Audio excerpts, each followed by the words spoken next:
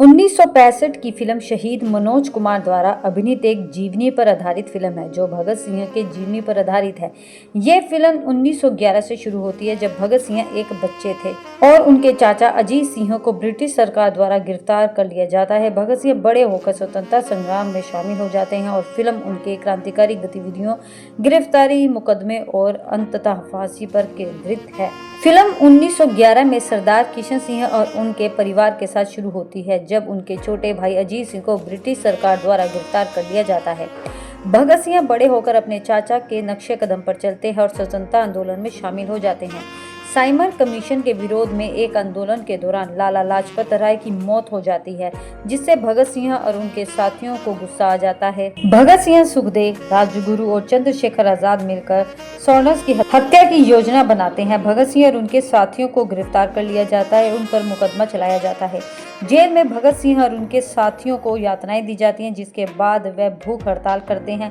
भगत सिंह, सुखदेव और राजगुरु को फांसी की सजा बाद में सुनाई जाती है। भगत सिंह, सुखदेव और राजगुरु को 23 मार्च 1931 को फांसी दे दी जाती है। फिल्म देशभक्ति की भावना से भरपूर है और भगत सिंह के बलिदान को दर्शाती है।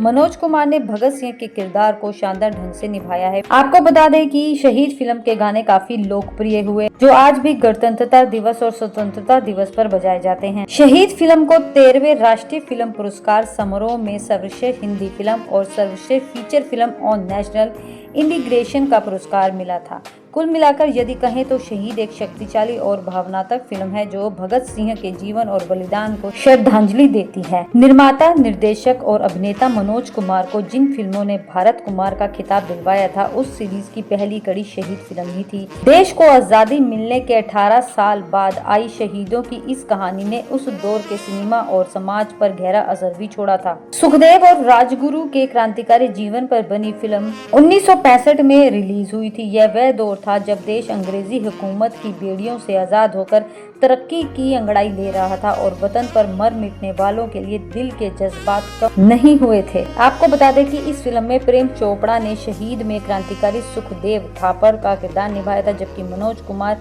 सरदार भगत सिंह और अनंत मराठे शिवराज राजगुरु के रोल में थे। इस फिल्म ने उस समय के भारत में एक नई ऊर्जा की स्थापना की। इस फिल्म का प्रीमियर दिल्ली में रखा गया था। अन्य गणमान्य नागरिकों के साथ मुख्य अतिथि के तौर पर तत्कालीन प्रधानमंत्री लाल बहादुर शास्त्री को भी प्रीमियम के लिए आमंत्रित किया गया था। शास्त्री जी फिल्म देखने पहुंचे। अपने व्यस्त रूटीन के कारण उन्होंने सिर्फ 15 मिनट का वक्त आयोजकों को दिया था। प्रेम चोपड़ा बताते हैं कि एक बार फिल्म शुरू हुई तो लाल बहादुर शास्त्री उसमें इतने खो गए थे कि समय का कोई अंदाजा ही नहीं रहा और पूरी फिल्म देख डाली।